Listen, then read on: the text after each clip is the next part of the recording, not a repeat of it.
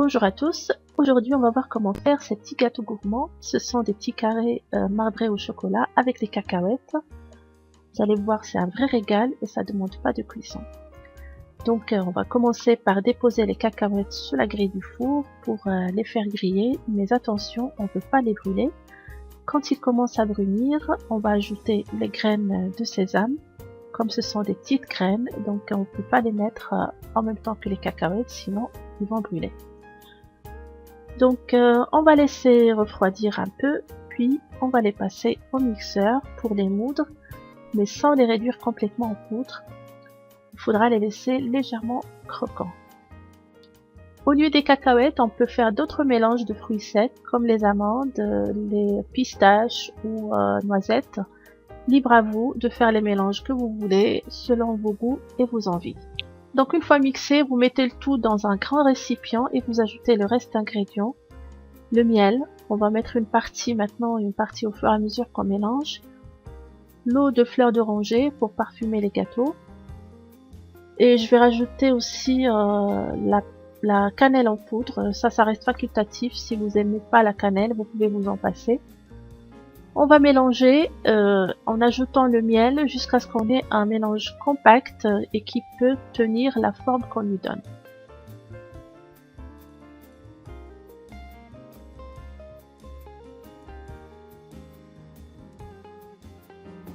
Habillez un plat rectangulaire ou carré de papier sulfurisé.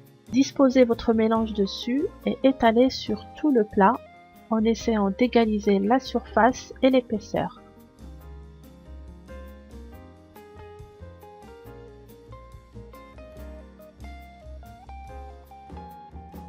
Vous pouvez utiliser le fond d'un verre pour bien tasser le mélange et égaliser la surface.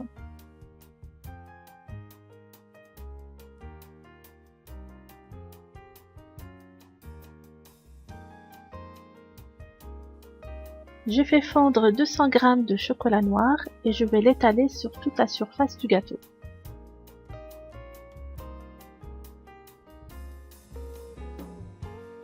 Je laisse refroidir à température ambiante jusqu'à ce que le chocolat commence à durcir. Puis, à l'aide d'un grand plateau et du papier cuisson, je vais mettre le biscuit à l'envers, de sorte à avoir la partie au chocolat en bas. Il faut le faire délicatement pour ne pas casser le biscuit.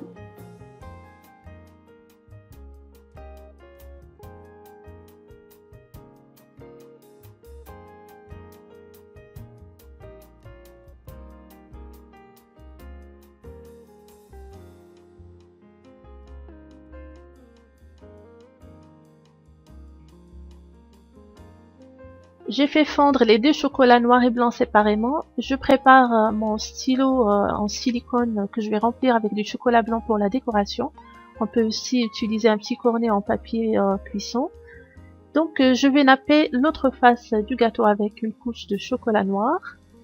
Puis je viens tracer des lignes en chocolat blanc et faire le marbrage à l'aide d'un couteau. Tout ça, il faudra le faire assez vite avant que le chocolat ne commence à durcir.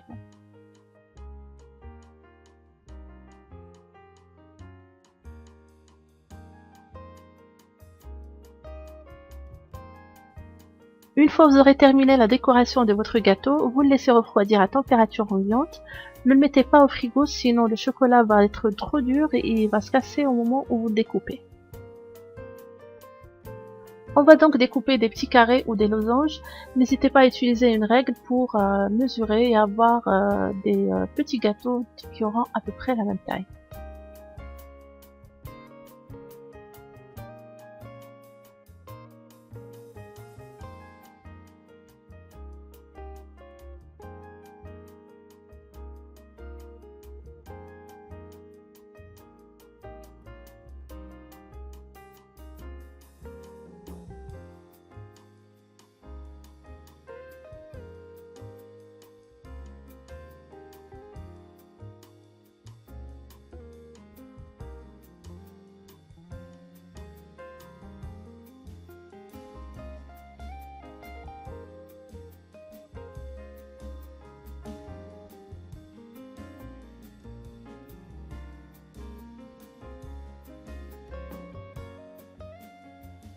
Une fois vous aurez découpé les gâteaux, vous pouvez les mettre au frigo pour durcir et après on les met dans une boîte hermétique pour les conserver pendant plusieurs semaines.